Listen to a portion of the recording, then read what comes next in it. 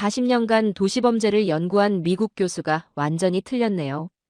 인구 1,000만의 거대 도시는 위험의 덫이라고 믿었거든요. 그런데 한국의 데이터가 몰래 그의 이론을 무너뜨리고 있었어요. 전 세계 학자들 중 단 한 명만이 이 진실을 찾으러 떠났죠. 세상은 이렇게 말했어요. 아시아 문화는 특수하다라고. 하지만 지금은 그 교수가 자신의 40년 연구를 완전히 뒤집고 있거든요. 과연 한국에서 그에게 무슨 일이 일어났을까요? 구독과 좋아요 버튼 하나로 응원이 됩니다. 바로 들어가 보죠. 저는 40년간 대도시의 위험을 연구해 온 미국의 사회학자입니다. 제 이름은 데이비드 톰슨이고 시카고 대학교에서 도시사회학을 가르치며 연구해 왔어요. 사람들은 저를 도시 범죄 전문가라고 부르지만 정확히 말하면 저는 인구 밀집과 사회 불안정성의 상관관계를 연구하는 학자입니다. 제 연구의 핵심은 단순 명료했습니다. 인구가 밀집될수록 도시는 불안정해진다는 것이죠. 이는 사회학계에서 널리 받아들여지는 이론이었고, 저 역시 수십 년간 이 가설을 뒷받침하는 데이터들을 수집하고 분석해왔어요. 익명성은 개인의 책임감을 약화시키고 그 틈새에서 범죄와 무질서가 뿌리를 내린다는 것이 제 연구의 기본 전제였습니다. 시카고와 뉴욕, 로스앤젤레스 같은 대도시들은 이 이론을 반복해서 증명해왔어요. 인구가 1,000만 명에 가까운 거대 도시에서는 개인이 군중 속에 묻혀버리고 타인에 대한 관심과 책임감이 희석됩니다. 지하철에서 일어나는 범죄를 목격해도 대부분의 사람들은 외면하죠. 이것이 바로 방관자 효과라고 불리는 현상입니다. 제가 지난 40년간 축적한 연구 자료들은 모두 같은 결론을 가리키고 있었습니다. 도시의 규모가 커질수록 범죄율은 증가하고 사회적 결속력은 약해진다는 것이죠. 특히 익명성이 보장되는 대도시 환경에서는 개인의 도덕적 제약이 느슨해지고 반사회적 행동이 더 쉽게 나타난다는 패턴을 확인할 수 있었어요. 저는 이러한 연구 결과를 바탕으로 여러 논문을 발표했고 학계에서 상당한 인정을 받았습니다. 도시 계획가들과 정책 입안자들도 제 연구를 참고하여 범죄 예방 정책을 수립하곤 했죠. 감시 카메라의 설치, 경찰력의 증강, 조명시설의 확충 등이 모두 제 이론에 기반한 대안들이었어요. 하지만 최근 들어 제 연구실로 들어오는 보고서들이 조금 이상했습니다. 아시아의 몇몇 도시들, 특히 한국의 서울에 관한 데이터가 제 이론과 맞지 않는 부분들을 보이기 시작한 거예요. 서울은 인구 1,000만 명이 넘는 거대 도시임에도 불구하고 범죄율이 현저히 낮았습니다. 처음에는 데이터의 오류이거나 보고 방식의 차이라고 생각했어요. 더 놀라운 것은 야간 치안이었습니다. 제 이론에 따르면 인구 밀집 지역의 야간 치안은 가장 취약해야 했어요. 하지만 서울의 심야 시간대 범죄 발생률은 미국의 중간 규모 도시보다도 낮았습니다. 이는 단순히 경찰력이 강하다거나 감시 시스템이 발달했다는 것만으로는 설명이 되지 않는 수치였죠. 제가 특히 주목한 것은 대중교통 시스템이었어요. 하루 수백만 명이 이용하는 지하철에서 분실물 반환율이 90%를 넘는다는 보고서를 받았을 때 저는 처음에 믿기 어려웠습니다. 뉴욕의 지하철에서는 핸드폰을 잃어버리면 되찾을 확률이 10%도 되지 않거든요. 이런 상반된 데이터들이 계속 쌓이자 저는 점점 불안해지기 시작했습니다. 40년간 저를 지탱해 온 학문적 토대가 흔들리는 느낌이었어요. 동료들과 이 문제를 논의해봤지만 대부분은 문화적 특수성이나 일시적 현상이라고 치부했습니다. 그러던 중 한 가지 더 흥미로운 보고를 받았어요. 국제 이주 패턴에 관한 연구에서 전 세계의 부모들이 자녀 교육과 안전을 이유로 한국을 선택하는 비율이 급격히 증가하고 있다는 내용이었습니다. 이는 단순한 경제적 이주와는 다른 양상이었죠. 저는 더 이상 이 현상을 무시할 수 없었습니다. 제 이론의 예외를 확인하기 위해서라도, 그리고 학자로서의 지적 호기심을 충족시키기 위해서라도 직접 한국에 가봐야겠다는 생각이 들었어요. 과연 제가 40년간 신봉해온 도시사회학 이론이 정말 보편적인 법칙인지, 아니면 서구 사회에만 적용되는 제한적인 관찰인지 확인해보고 싶었습니다. 이것이 제가 한국행을 결심하게 된 배경입니다. 흔들리지 않을 것 같던 제 학문적 공식에 균열이 생기기 시작한 것이죠. 제가 한국에 관심을 갖게 된 결정적인 계기는 지난해 10월 시카고에서 열린 국제사회학회에서였습니다. 매년 열리는 이 학회는 전 세계 사회학자들이 모여 최신 연구 성과를 공유하는 자리죠. 저는 늘 그렇듯 도시범죄 분과에 참석했는데 그날 들은 한 발표가 제 관심을 사로잡았어요. 발표자는 독일 베를린 대학의 이민학 전문가인 클라우스 밀러 교수였습니다. 그는 최근 3년간의 글로벌 이주 패턴을 분석한 연구를 발표하고 있었어요. 처음에는 평범한 이민 통계 발표인 줄 알았는데 중간쯤에서 흥미로운 데이터가 나왔습니다. 밀러 교수가 제시한 자료에 따르면 2021년부터 북미와 유럽, 오세아니아의 중산층 가정들이 한국행 항공편 예약을 급격히 늘리고 있다고 했어요. 특히 자녀가 있는 가정의 한국 장기 체류 신청이 전년 대비 340% 증가했다는 수치였습니다.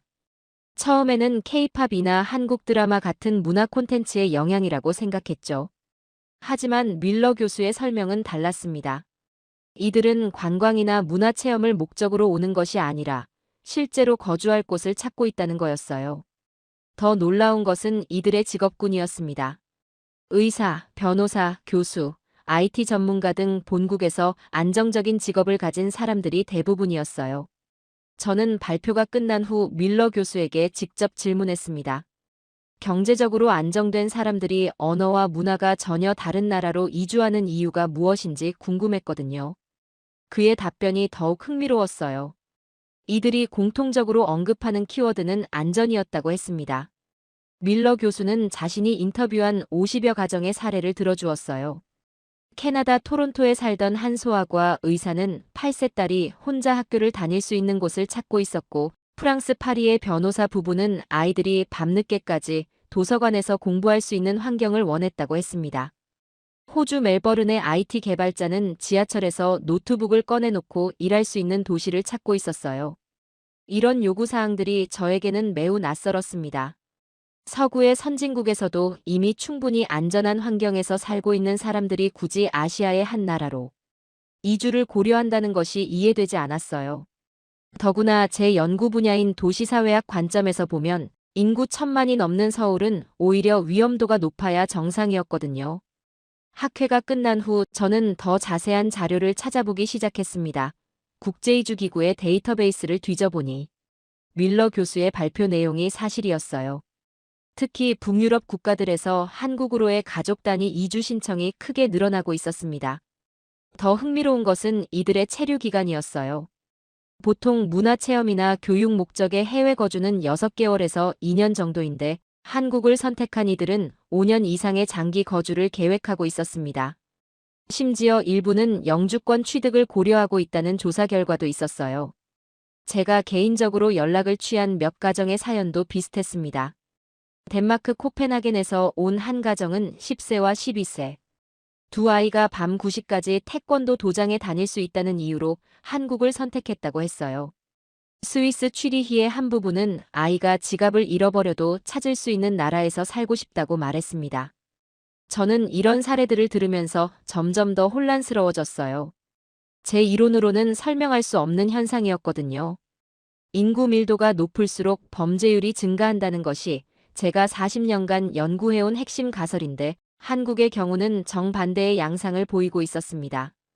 제가 수집한 추가 데이터들도 마찬가지였어요. 서울의 야간 여성 보행 안전도는 세계 최상위권이었고 대중교통에서의 분실물 회수율은 90%를 넘었습니다. 특히 지하철 2호선처럼 하루 이용객이 100만 명을 넘는 노선에서도 이런 수치가 나온다는 것이 믿기지 않았어요. 저는 동료들과 이 현상에 대해 토론해봤습니다. 대부분은 문화적 특수성이라고 치부했어요. 아시아, 특히 동아시아의 집단주의 문화가 개인의 일탈을 억제한다는 설명이었죠. 하지만 저에게는 그런 설명이 충분하지 않았습니다. 문화라는 것은 너무 추상적이고 모호한 개념이었거든요. 더구나 한국도 급속한 도시화와 개인주의 확산을 겪고 있는 나라입니다. 1960년대만 해도 농업 중심의 사회였는데 불과 60년 만에 세계 10위권의 경제대국이 되면서 사회 구조가 완전히 바뀌었어요. 이런 급격한 변화는 보통 사회 불안정을 가져오는데 한국은 오히려 안전도가 높아지는 역설적 상황이었습니다. 저는 결국 직접 확인해 보기로 마음먹었어요. 학문적 호기심도 있었지만 제 이론의 한계를 인정하고 새로운 관점을 찾고 싶었습니다. 국제사회학회에서 돌아온 후 저는 본격적으로 한국의 안전 지표들을 분석하기 시작했습니다. 40년간 도시범죄를 연구해온 학자로서 저에게는 나름의 분석 체계가 있었어요. 먼저 객관적인 수치부터 살펴보는 것이 제 방식이었습니다. 가장 먼저 검토한 것은 범죄율이었어요. OECD 통계에 따르면 한국의 10만 명당 강력 범죄 발생률은 0.6건으로 이는 미국의 5.0건, 영국의 1.2건에 비해 현저히 낮은 수치였습니다. 하지만 이것만으로는 충분한 설명이 되지 않았어요. 일본도 비슷한 수치를 보이지만 전 세계 중산층이 일본으로 몰리는 현상은 없었거든요. 다음으로 경찰력을 분석했습니다. 한국의 인구 1000명당 경찰관 수는 2.1명으로 이는 OECD 평균인 3.3명보다도 낮았어요. 미국이 3.5명, 독일이 2.9명인 것과 비교하면 오히려 경찰 인력이 부족한 편이었습니다. 제 이론으로는 경찰력이 약할수록 범죄율이 높아져야 하는데 한국은 정반대의 결과를 보이고 있었어요. 감시 인프라도 살펴봤습니다. 한국의 CCTV 설치 밀도는 높은 편이었지만 영국이나 중국에 비해서는 낮았어요. 더구나 CCTV가 범죄 예방에 미치는 효과는 제한적이라는 것이 학계의 일반적인 견해였습니다. CCTV는 범죄를 다른 곳으로 이동시킬 뿐 근본적인 해결책이 되지 못한다는 연구 결과들이 많았거든요. 제가 특히 주목한 지표는 사회경제적 불평등이었습니다.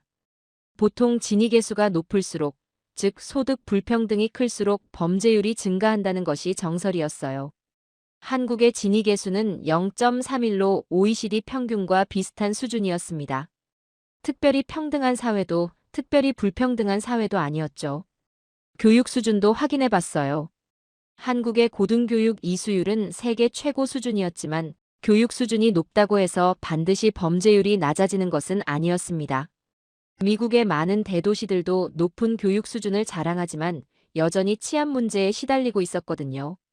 저는 더 세부적인 데이터들을 파헤쳐 봤습니다. 한국의 약물 중독률, 알코올 의존율, 정신건강 지표들을 모두 살펴봤어요. 의외로 한국의 정신건강 지표들은 그리 좋지 않았습니다. OECD 국가 중 자살률이 상위권이었고 우울증 유병률도 높은 편이었어요. 제 이론으로는 이런 지표들이 나쁠수록 사회 불안정이 증가해야 했는데 한국은 여전히 안전한 나라로 평가받고 있었습니다. 제가 가장 당황한 부분은 도시화율이었어요. 한국의 도시화율은 82%로 세계 최고 수준이었습니다. 더구나 수도권 집중도가 50%를 넘어서 전체 인구의 절반이 서울 및 수도권에 몰려 있었어요. 제 이론으로는 이런 극단적인 인구 집중은 사회 문제의 온상이 되어야 했습니다. 저는 혹시 한국 정부가 범죄 통계를 조작하거나 은폐하는 것은 아닌지 의심해 봤어요. 하지만 UN 범죄방지사무소나 국제투명성기구 같은 독립적인 기관들의 평가에서도 한국의 안전도는 일관되게 높게 나왔습니다. 통계 조작의 가능성은 낮아 보였어요. 그렇다면 문화적 요인일까요? 저는 동아시아의 집단주의 문화가 개인의 일탈을 억제한다는 가설을 검토해 봤습니다. 하지만 홍콩이나 싱가포르 같은 다른 동아시아 도시들과 비교해 봐도 한국의 안전도는 독특했어요. 같은 유교 문화권임에도 불구하고 차이가 있었습니다. 저는 점점 더 혼란스러워졌어요. 제가 아는 모든 지표들을 동원해 분석해 봐도 한국의 높은 안전도를 설명할 수 있는 명확한 요인을 찾을 수 없었습니다. 범죄율, 경찰력, 경제 수준, 교육 수준, 사회 불평등, 도시화율 어떤 것으로도 설명이 되지 않았어요. 더 놀라운 사실은 한국이 이런 안전도를 달성한 시기였습니다. 1990년대만 해도 한국의 범죄율은 지금보다 훨씬 높았어요. 특히 강력 범죄와 조직폭력배 관련 범죄가 사회 문제였죠. 그런데 불과 30년 만에 세계 최고 수준의 안전한 나라가 되었다는 것이 믿기지 않았습니다. 제가 수집한 데이터 중에서 가장 인상적인 것은 야간 안전도였어요. 갤럽의 글로벌 법질서 지수에 따르면 한국 여성의 야간 혼자 보행 안정감은 세계 2위였습니다. 1위인 싱가포르는 도시국가라는 특수성이 있지만 한국은 5천만 인구의 거대한 국가였어요. 지하철 분실물 회수율 데이터도 마찬가지였습니다. 서울교통공사 자료에 따르면 지하철에서 분실된 물건의 회수율이 85%를 넘었어요. 뉴욕이나 런던의 지하철에서는 상상할 수 없는 수치였습니다. 하루 800만 명이 이용하는 대중교통 시스템에서 이런 결과가 나온다는 것이 이해되지 않았어요. 저는 마침내 깨달았습니다. 제가 평생 의존해온 정량적 지표들로는 한국의 안전함을 설명할 수 없다는 것을요. 숫자 뒤에 숨어있는 무언가가 있었고 그것을 찾기 위해서는 직접 가서 확인해 봐야 한다고 생각했습니다. 40년간 책상 앞에서 데이터만 분석해온 저에게는 쉽지 않은 결정이었어요. 하지만 학자로서의 지적 호기심과 제 이론의 한계를 인정하고 싶은 마음이 더 컸습니다. 한국에서 일어나고 있는 일이 무엇인지, 숫자가 놓친 그 공백이 무엇인지 직접 확인해 보기로 했습니다. 2023년 11월 15일, 저는 마침내 한국행 비행기에 몸을 맡겼습니다. 시카고에서 인천까지 14시간의 비행이었어요. 그동안 저는 계속해서 제가 목격하게 될 것들에 대해 생각했습니다. 과연 데이터로만 봤던 한국의 안전함이 실제로는 어떤 모습일까요? 인천국제공항에 도착한 것은 현지 시간으로 오후 4시경이었습니다. 비행기에서 내리자마자 저를 맞이한 것은 의외로 조용한 공항의 분위기였어요. 제가 익숙한 시카고 오헤어 공항이나 뉴욕 케네디 공항과는 확연히 달랐습니다. 수백 명의 승객들이 동시에 입국 절차를 밟고 있음에도 불구하고 소음 수준이 현저히 낮았어요. 가장 먼저 제 눈에 띈 것은 줄 서기 문화였습니다. 입국 심사대 앞에 길게 늘어선 줄을 보며 저는 무의식적으로 경비원이나 안내 직원이 질서 유지를 위해 어떤 지시를 하는지 살펴봤어요. 그런데 놀랍게도 아무도 큰 소리를 치거나 강제로 줄을 세우지 않았습니다. 사람들은 자연스럽게 줄을 만들어 기다리고 있었어요. 미국 공항에서는 보통 노란 선 뒤로 물러서라는 안내방송이 끊임없이 나오고 직원들이 승객들의 움직임을 통제하려고 노력합니다. 하지만 인천공항에서는 그런 강압적인 분위기를 전혀 느낄 수 없었어요. 오히려 모든 것이 자연스럽게 흘러가고 있었습니다. 저는 입국 심사를 기다리며 주변 사람들을 관찰하기 시작했습니다. 아이를 동반한 가족들이 많았는데 아이들이 떠들거나 뛰어다니는 모습을 거의 볼 수 없었어요. 그렇다고 부모들이 아이들을 억압적으로 통제하는 것 같지도 않았습니다. 아이들은 자연스럽게 조용히 기다리고 있었고 가끔 작은 소리로 부모와 대화하는 정도였어요. 제가 특히 주목한 것은 사람들의 동선이었습니다. 공항처럼 복잡한 공간에서는 보통 사람들이 서로 부딪히거나 길을 막는 상황이 자주 발생하죠. 시카고 공항에서는 실례합니다라는 말이 끊임없이 들립니다. 하지만 인천공항에서는 사람들이 마치 미리 약속이라도 한 것처럼 서로의 동선을 자연스럽게 피해가고 있었어요. 캐리어를 끌고 가는 사람들도 마찬가지였습니다. 좁은 통로에서 캐리어가 다른 사람의 발걸음을 방해할 수 있는 상황에서도 모두들 적당한 거리를 유지하며 움직이고 있었어요.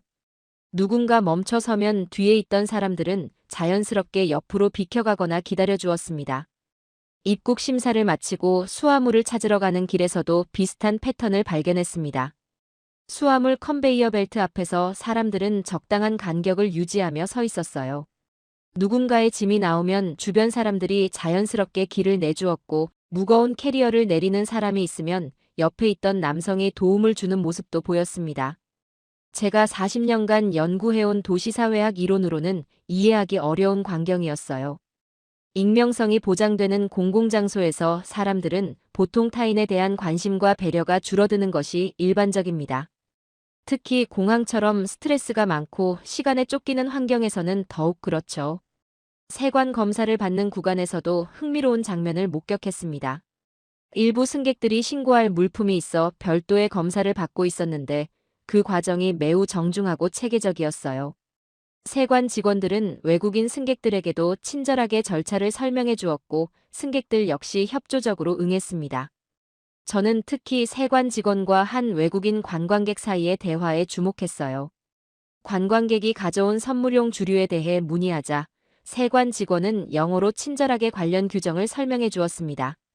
단순히 규칙을 적용하는 것이 아니라 상황을 이해하고 도움을 주려는 태도였어요. 공항 내 상업시설들도 살펴봤습니다. 면세점, 카페, 식당 등에서 직원들의 서비스 태도가 일관되게 정중했어요. 하지만 이것이 단순한 상업적 친절과는 다른 느낌이었습니다. 고객을 대하는 기본적인 예의와 존중이 자연스럽게 배어 있는 것 같았어요. 제가 카페에서 커피를 주문했을 때도 마찬가지였습니다. 바리스타는 제가 외국인임을 알고도 전혀 다르게 대하지 않았어요. 메뉴 선택을 위해 시간이 좀 걸렸는데 뒤에 기다리는 손님들도 불편해하는 기색 없이 기다려주었습니다. 가장 인상적이었던 것은 화장실에서의 경험이었어요. 공항 화장실은 보통 이용객이 많아서 지저분하고 시끄러운 편인데 인천공항의 화장실은 놀랍도록 깨끗하고 조용했습니다. 사람들은 다음 사용자를 배려해서 사용한 후 깔끔하게 정리하고 나가는 모습을 보였어요. 아이를 동반한 부모들의 모습도 인상적이었습니다. 아이가 화장실을 이용한 후 부모가 뒤처리를 꼼꼼히 하는 모습, 휴지가 떨어져 있으면 자연스럽게 쓰레기통에 버리는 모습들을 볼 수 있었어요. 누가 지시한 것도 아닌데 모두들 공동 공간을 깨끗하게 유지하려고 노력하고 있었습니다. 공항을 나서며 저는 이미 제 이론에 대한 첫 번째 의문을 품게 되었어요. 인천국제공항은 하루 평균 20만 명이 이용하는 거대한 공간입니다. 제 이론으로는 이런 대규모 인구 집중 지역에서는 무질서와 갈등이 빈번해야 했어요. 하지만 실제로는 정반대였습니다. 질서는 강제나 감시에 의해서가 아니라 마치 사람들의 습관처럼 자연스럽게 유지되고 있었어요. 통제의 부재에도 불구하고, 아니 오히려 통제가 없기 때문에 더 자연스러운 질서가 형성되고 있는 것 같았습니다. 이것이 제가 한국에서 목격한 첫 번째 단서였습니다. 공항 밖으로 나가기 전에 저는 좀 더 시간을 내서 인천공항 내부를 관찰해 보기로 했습니다. 환승 대기 공간과 상업시설들을 둘러보는 것이 한국 사회를 이해하는 데 도움이 될 것 같았어요. 제가 특히 관심 있게 본 것은 사람들의 자연스러운 모습이었습니다. 먼저 터미널 1층의 대형 푸드코트로 향했어요. 오후 5시경이어서 식사 시간대였고 수백 명의 승객들과 공항 직원들이 식사를 하고 있었습니다. 제가 처음 주목한 것은 테이블 정리 상태였어요.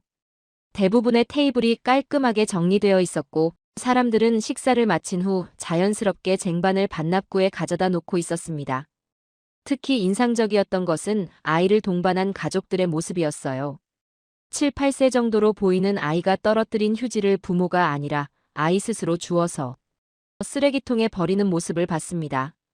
부모는 아이에게 특별히 지시하지 않았는데도 아이가 당연하다는 듯이 그렇게 행동했어요.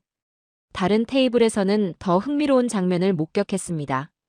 10세 정도의 아이가 콜라를 쏟아서 테이블이 젖었는데 아이는 당황하면서도 곧바로 냅킨으로 닦기 시작했어요. 부모는 아이를 꾸짖는 대신 옆에서 도와주며 차분하게 정리했습니다. 그 과정에서 옆 테이블에 앉아있던 다른 손님이 여분의 냅킨을 건네주는 모습도 보였어요. 저는 이런 상황이 미국에서라면 어떻게 전개될지 생각해봤습니다. 아마 부모가 아이를 큰 소리로 꾸짖거나 직원을 불러서 처리하게 했을 가능성이 높아요. 하지만 여기서는 모든 것이 조용하고 자연스럽게 해결되었습니다. 푸드코트의 주문 과정도 관찰해봤어요. 긴 줄이 있었지만 사람들은 차분하게 기다리고 있었습니다. 메뉴를 고르는데 시간이 걸리는 외국인 승객이 있어도 뒤에 있는 사람들이 재촉하지 않았어요. 오히려 직원이 영어로 친절하게 메뉴를 설명해주는 모습을 보며 다들 이해한다는 표정이었습니다. 저도 직접 한식당에서 비빔밥을 주문해봤어요. 제가 한국어를 전혀 할 줄 모른다는 것을 알자 직원은 메뉴판을 가리키며 영어로 설명해 주었습니다. 그런데 이때의 태도가 단순한 서비스업 친절과는 달랐어요. 진짜로 제가 맛있는 음식을 먹기를 바라는 것 같은 진심이 느껴졌습니다. 음식을 받고 자리에 앉아서 주변을 계속 관찰했어요. 혼자 여행하는 노년층 승객이 무거운 캐리어를 끌고 오자 근처 테이블에 있던 젊은 남성이 자연스럽게 일어나서 도움을 주었습니다. 특별한 말을 주고받지도 않았는데 그냥 당연하다는 듯이 도와주었어요.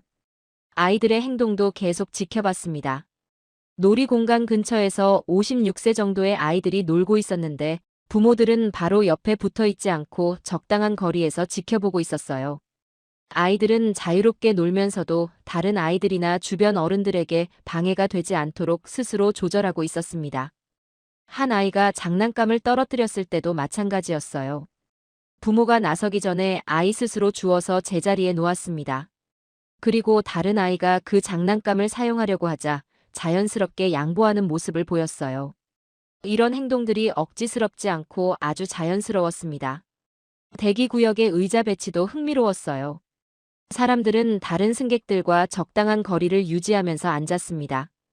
혼자 온 승객은 혼자만의 공간을 확보했고, 가족 단위 승객들은 가족끼리 모여 앉되 다른 가족들에게 방해가 되지 않도록 했어요. 누가 정해준 규칙도 아닌데 모든 사람들이 이런 암묵적인 규칙을 지키고 있었습니다. 충전구역에서도 비슷한 패턴을 발견했어요. 스마트폰 충전을 위한 콘센트가 있는 곳에서 사람들은 자신의 충전이 끝나면 바로 자리를 비켜주었습니다. 기다리는 사람이 있으면 더욱 빨리 자리를 정리했어요. 누군가 충전기를 깜빡하고 두고 가면 근처에 있던 다른 승객이 안내 데스크에 가져다주는 모습도 봤습니다. 저는 특히 공항 직원들의 태도에 주목했어요. 청소 직원, 안내 직원, 상점 직원들 모두가 일관된 태도를 보였습니다. 외국인 승객이든 한국인 승객이든 똑같이 정중하게 대했어요. 이것이 단순한 업무 매뉴얼 때문이라기보다는 사람을 대하는 기본적인 태도인 것 같았습니다. 면세점에서도 흥미로운 장면을 목격했어요. 한 외국인 관광객이 한국 전통차에 대해 질문했는데 직원이 단순히 상품을 팔려고 하기보다는 정말로 그 차의 특징과 우리는 법을 자세히 설명해 주었습니다. 심지어 시음까지 권하면서 고객이 정말 마음에 드는지 확인했어요. 화장실에서도 계속해서 배려 문화를 관찰할 수 있었습니다. 사용 후 정리는 기본이고 휴지가 떨어져 있으면 다음 사람을 위해 치워주고 비누가 부족하면 관리 직원에게 알려주는 모습들을 봤어요. 특별히 누가 시키지 않았는데도 모든 사람들이 공공공간을 깨끗하게 유지하려고 노력하고 있었습니다. 환승 라운지에서 휴식을 취하는 사람들의 모습도 인상적이었어요. 각자 조용히 책을 읽거나 스마트폰을 사용하면서도 주변 사람들에게 방해가 되지 않도록 주의하고 있었습니다. 전화를 받을 때도 목소리를 낮추거나 아예 다른 곳으로 이동해서 통화하는 모습을 보였어요. 제가 3시간 동안 공항 내부를 관찰하면서 느낀 것은 이곳이 단순한 교통시설이 아니라 하나의 작은 사회 같다는 것이었습니다. 수만 명의 사람들이 매일 스쳐 지나가는 공간임에도 불구하고 모든 사람들이 서로를 배려하고 공동체의 일원으로서 행동하고 있었어요. 이것이 바로 제 이론으로는 설명할 수 없었던 부분이었습니다. 익명성이 보장되는 공공공간에서 사람들은 보통 이기적으로 행동하게 마련인데 여기서는 정반대의 현상을 목격하고 있었습니다. 인천공항은 이동의 장소라기보다는 한국 사회 전체의 축소판 같았어요. 공항에서의 관찰을 마치고 저는 드디어 실제 한국의 도시 공간으로 발걸음을 옮겼습니다. 공항 철도를 타고 서울역으로 향하는 길에서부터 새로운 관찰이 시작되었어요. 과연 공항에서 목격한 그 자연스러운 질서와 배려가 일반적인 도시 공간에서도 이어질까요? 공항 철도에 탑승하자마자 저는 좌석 배치를 유심히 살펴봤습니다. 러시아워가 지난 시간대였지만 여전히 많은 승객들이 타고 있었어요. 놀라운 것은 사람들이 앉는 방식이었습니다. 빈 좌석이 여러 개 있을 때 사람들은 다른 승객들과 적당한 거리를 두고 앉았어요. 누군가 옆에 앉으면 불편해할 것 같은 자리는 피하고 서로 편안할 수 있는 간격을 자연스럽게 만들어냈습니다. 지하철 안에서 휴대폰을 사용하는 사람들의 모습도 인상적이었어요. 대부분이 이어폰을 사용하고 있었고 통화를 하는 사람들도 목소리를 매우 낮춰서 대화했습니다. 동영상을 보는 사람들도 소리가 새어나가지 않도록 주의하고 있었어요. 40분간의 이동 시간 동안 시끄럽다고 느낀 적이 한 번도 없었습니다. 서울역에 도착해서 지하철 2호선으로 갈아탔어요. 저녁 7시 무렵이어서 퇴근 시간대였고 상당히 많은 승객들이 이용하고 있었습니다. 제가 40년간 연구해온 이론으로는 이런 인구 밀집 상황에서 스트레스와 갈등이 빈번해야 했는데 실제로는 매우 질서정연했어요. 가장 놀라운 것은 승하차 과정이었습니다. 지하철 문이 열리면 내리는 사람들이 먼저 나가고 타는 사람들은 자연스럽게 기다렸어요. 누가 지시하지 않았는데도 모든 사람들이 이 순서를 지키고 있었습니다. 급한 사람도 새치기를 하거나 밀치지 않았어요. 지하철 안에서 자리 양보 문화도 목격할 수 있었습니다. 노인이 타면 젊은 사람들이 자연스럽게 자리를 양보했어요. 하지만 이것이 억지스럽거나 과시적이지 않았습니다. 마치 당연한 일을 하는 것처럼 조용히 일어나서 자리를 내주었고, 노인분들도 과도하게 감사 인사를 하지 않고 자연스럽게 받아들였어요. 임신부가 탔을 때도 마찬가지였습니다. 여러 사람이 동시에 자리를 양보하려고 해서 서로 눈치를 보는 상황도 있었는데, 결국은 가장 가까운 자리에 있던 사람이 양보하고 나머지는 다시 앉는 식으로 자연스럽게 해결되었어요. 이 모든 과정이 큰 소란 없이 조용하게 이루어졌습니다. 홍대 입구역에서 내려서 거리를 걸어보기로 했어요. 젊은 사람들이 많이 모이는 지역이라고 해서 선택한 곳이었는데 여기서도 비슷한 패턴을 발견했습니다. 좁은 골목길에서 사람들이 마주쳐도 서로 자연스럽게 길을 비켜주었어요. 특별한 인사를 나누지는 않았지만 서로의 동선을 방해하지 않으려는 배려가 느껴졌습니다. 길거리 음식점들도 관찰해봤어요. 떡볶이나 호떡을 파는 포장마차에서 사람들은 줄을 서서 기다리고 있었습니다. 아무런 표시나 안내가 없었는데도 자연스럽게 순서를 지키고 있었어요. 먼저 온 사람이 주문하는 동안 뒤에 있는 사람들은 메뉴를 미리 보며 기다렸습니다. 한 카페에 들어가서 커피를 주문했어요. 저녁 시간대라서 대학생들과 직장인들로 붐비고 있었습니다. 제가 주목한 것은 테이블 사용 방식이었어요. 혼자 온 손님은 큰 테이블보다는 작은 테이블을 선택했고 여러 명이 함께 온 경우에도 필요한 만큼의 자리만 차지했습니다. 더 흥미로운 것은 자리를 비울 때의 모습이었어요. 화장실에 가거나 잠깐 전화를 받으러 나간 사람들은 가방이나 노트북을 그대로 테이블에 두고 갔습니다. 40년간 도시 범죄를 연구해온 저에게는 믿기 어려운 광경이었어요. 시카고나 뉴욕에서는 절대 상상할 수 없는 일이었거든요. 저는 직접 실험해보기로 했습니다. 노트북과 지갑이 들어있는 가방을 테이블에 두고 화장실에 다녀왔어요. 10분 정도 자리를 비웠는데 돌아와 보니 모든 것이 그대로 있었습니다. 심지어 옆 테이블에 앉아있던 대학생이 누군가 제 자리에 앉으려고 하자 이미 사람이 있는 자리라고 알려주는 모습까지 봤어요. 이런 상황을 여러 번 반복해봤습니다. 다른 카페에서도 패스트푸드점에서도 마찬가지였어요. 사람들은 주인이 없는 물건들을 건드리지 않았습니다. 그것이 비싸 보이는 물건이든 그냥 책이든 상관없이 말이에요. 이것은 단순히 CCTV가 있어서가 아니었습니다. 사람들의 기본적인 인식 자체가 달랐어요. 편의점에서도 비슷한 경험을 했습니다. 물건을 고르고 계산을 기다리는 동안 줄을 서 있는데 앞 사람이 계산을 마치고 나간 후에 영수증을 떨어뜨린 것을 발견했어요. 뒤에 있던 다른 손님이 그것을 주워서 편의점 직원에게 건네주더라고요. 작은 일이지만 누군가의 불편을 덜어주려는 자연스러운 배려였습니다. 대중교통을 더 이용해보기 위해 버스도 타봤어요. 지하철과 마찬가지로 승하차 질서가 잘 지켜지고 있었습니다. 버스 기사님도 승객들에게 정중하게 인사했고 승객들도 고맙습니다라고 인사하며 내리는 모습을 보였어요. 이런 작은 상호작용들이 쌓여서 전체적인 분위기를 만들어내고 있었습니다.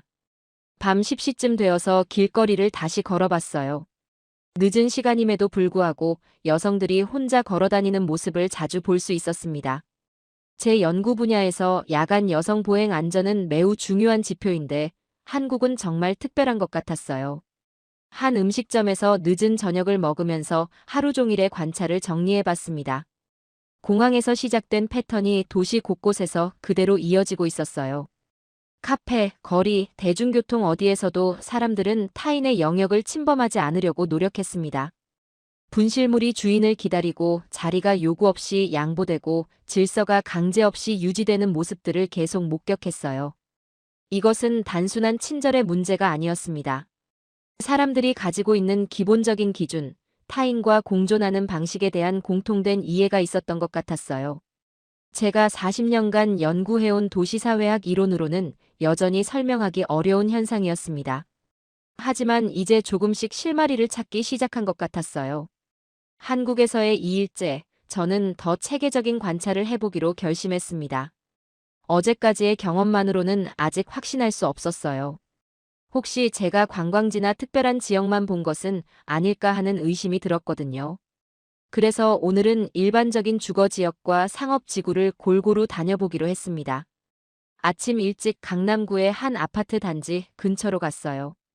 출근 시간대라서 많은 사람들이 지하철역으로 향하고 있었습니다. 제가 특히 주목한 것은 아파트 단지 입구의 분위기였어요. 경비실이 있었지만 경비원이 사람들을 일일이 확인하거나 통제하지는 않았습니다. 주민들은 자연스럽게 출입했고 택배 기사나 방문자들도 별다른 제지 없이 들어갔어요. 더 흥미로운 것은 단지 내부였습니다. 아이들의 자전거와 킥보드가 현관 앞에 그냥 세워져 있었어요. 자물쇠도 없이 말이에요. 미국에서라면 몇 분 안에 사라질 것들이 여기서는 주인을 기다리며 그대로 있었습니다. 심지어 아파트 1층 상가에서는 과일이나 채소를 건물 밖에 진열해두고 장사하고 있었어요. 지하철 9호선을 타고 여의도로 이동했습니다. 금융가라서 정장을 입은 직장인들이 많았어요. 러시아워 시간대여서 지하철이 상당히 붐볐는데도 사람들은 질서를 잘 지키고 있었습니다. 밀리는 상황에서도 서로를 밀치거나 다투는 모습을 볼 수 없었어요. 여의도 한강공원에도 들러봤습니다. 평일 오전임에도 불구하고 산책하는 사람들, 운동하는 사람들이 제법 있었어요. 벤치에는 개인 소지품들이 그대로 놓여 있었습니다. 운동하러 나온 사람들이 가방이나 자켓을 벤치에 두고 조깅을 하고 있었던 거예요. 40년간 도시 범죄를 연구한 저에게는 정말 충격적인 광경이었습니다. 저는 좀 더 과감한 실험을 해보기로 했습니다. 명동으로 이동해서 관광객들이 많은 지역에서 테스트를 해봤어요. 한 카페에서 노트북과 지갑, 여권까지 모두 들어있는 가방을 테이블에 두고 20분간 자리를 비웠습니다. 관광지라서 다양한 국적의 사람들이 왔다 갔다 하는 곳이었어요. 20분 후 돌아와 보니 제 물건들은 모두 그대로 있었습니다. 심지어 테이블 위에 올려둔 스마트폰까지 그대로였어요.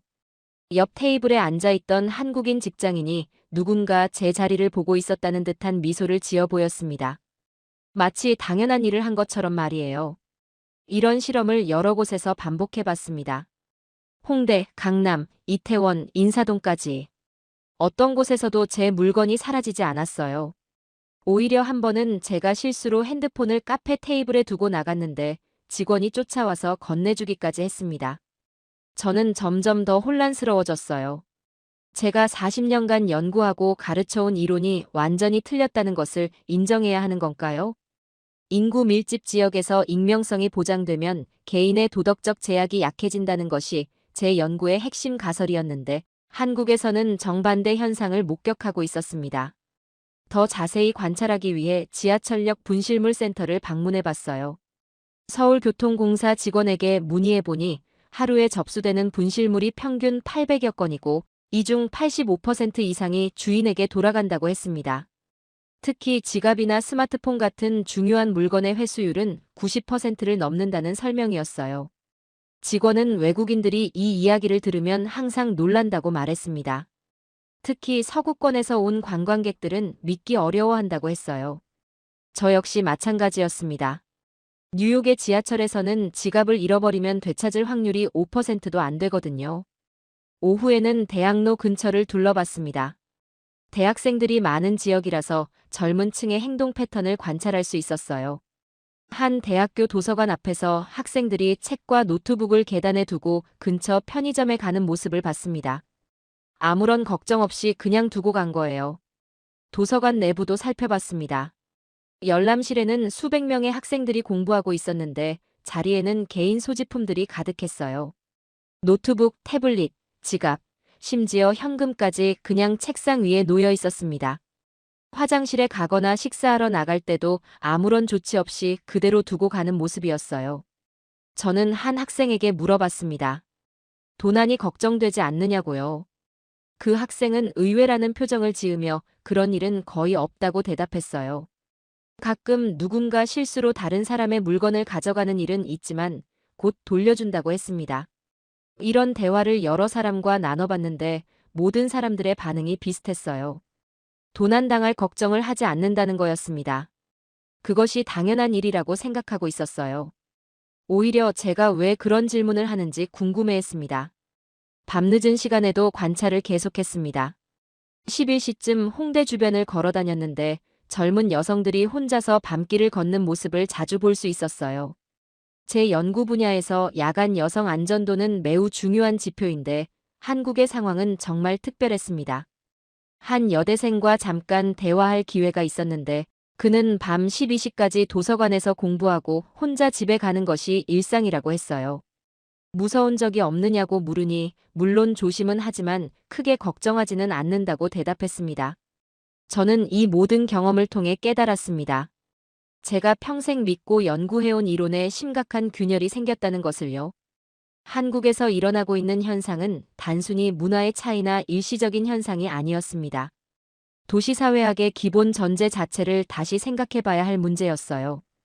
인구 밀집이 반드시 범죄 증가로 이어지지 않는다는 것, 익명성이 항상 도덕적 해이를 가져오지는 않는다는 것을 한국에서 직접 목격하고 있었습니다.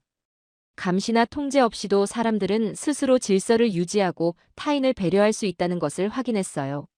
제 이론이 틀렸을 가능성을 처음으로 진지하게 고려하기 시작했습니다. 한국에서의 마지막 날, 저는 지난 일주일간의 경험을 정리하기 위해 한강변 카페에 앉아 있었습니다. 창밖으로는 시민들이 자전거를 타고 산책을 즐기는 모습이 보였어요. 저는 노트북을 열고 40년간의 연구 결과와 이번 주에 목격한 현실 사이의 간극을 메우려고 노력했습니다. 제가 처음에 가졌던 의문은 이제 확신으로 바뀌었어요. 한국의 안전은 예외적인 현상이 아니었습니다. 다른 선택의 결과였어요. 제가 지난 40년간 연구해온 서구 도시들과는 전혀 다른 방식으로 사회를 구축해온 결과였습니다.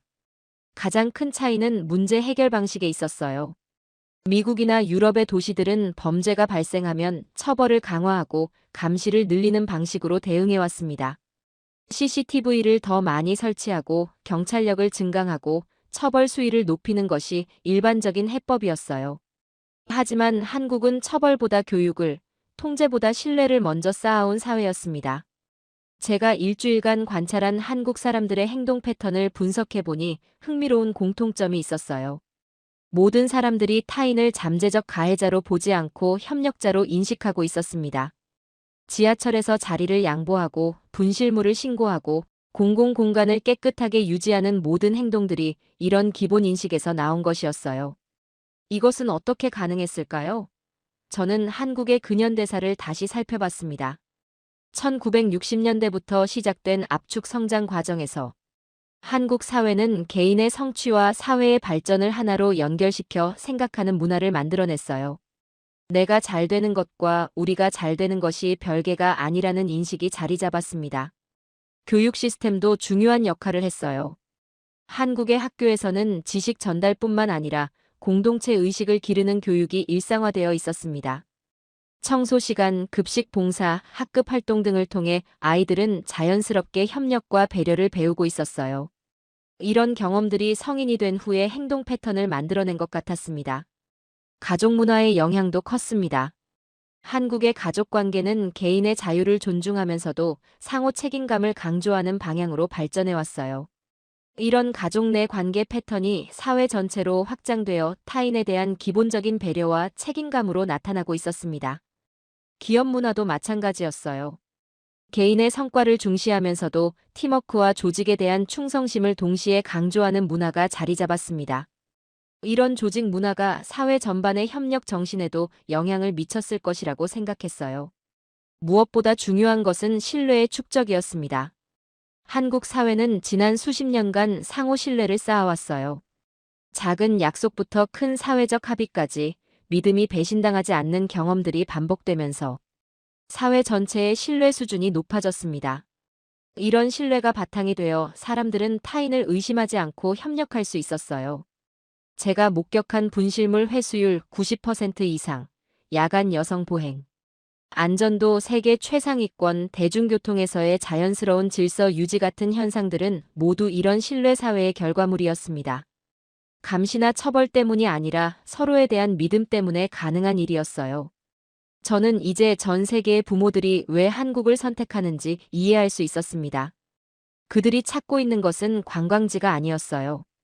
도시가 아직 제대로 작동하고 있다는 증거를 찾고 있었던 것입니다. 아이들이 안전하게 자랄 수 있고 개인의 소지품을 걱정 없이 맡길 수 있고 밤늦게 혼자 다녀도 두렵지 않은 곳을 찾고 있었어요. 한국은 그런 곳이었습니다. 인구 1,000만이 넘는 거대 도시임에도 불구하고 작은 마을 같은 안전함을 유지하고 있었어요. 이것이 바로 제 이론으로는 설명할 수 없었던 역설이었습니다. 제 연구 결과를 완전히 수정해야겠다고 생각했어요. 인구 밀집이 반드시 사회 불안정을 가져오지는 않는다는 것, 익명성이 항상 도덕적 해이로 이어지지는 않는다는 것을 인정해야 했습니다. 도시의 안전은 인구 규모나 밀도보다는 사회, 구성원들 간의 신뢰와 협력 수준에 달려있다는 새로운 결론에 도달했어요. 한국에서의 경험을 통해 저는 도시사회학의 새로운 패러다임을 제시할 수 있을 것 같았습니다. 통제와 감시에 기반한 안전이 아니라 신뢰와 협력에 기반한 안전 모델 말이에요. 이것이 21세기 도시들이 추구해야 할 방향이라고 확신했습니다. 귀국 준비를 하면서 저는 이번 연구가 제 학문 인생의 전환점이 될 것이라고 느꼈습니다. 40년간 축적한 연구 결과를 부정하는 것이 아니라 더 큰 틀에서 재해석할 수 있는 기회를 얻었다고 생각했어요. 인천공항으로 향하는 지하철 안에서 저는 마지막으로 한국 사람들의 모습을 관찰했습니다. 여전히 모든 것이 자연스럽고 질서정연했어요. 이제 이것이 우연이 아니라는 것을 알고 있었습니다. 수십 년에 걸친 사회적 학습과 신뢰 축적의 결과였어요. 한국은 도시가 여전히 인간적일 수 있다는 것을 보여주는 살아있는 증거였습니다. 그래서 전 세계의 사람들이 이곳을 찾아오는 것이고 저 역시 완전히 새로운 관점을 갖게 된 것이었어요. 제가 찾던 답은 통계나 이론서가 아니라 바로 여기 사람들의 일상 속에 있었습니다. 오늘 영상은 여기까지입니다. 도움이 되셨다면 좋아요와 구독 알림 설정까지 부탁드려요. 다음 영상에서도 더 유익한 내용으로 찾아뵙겠습니다. 시청해주셔서 감사합니다.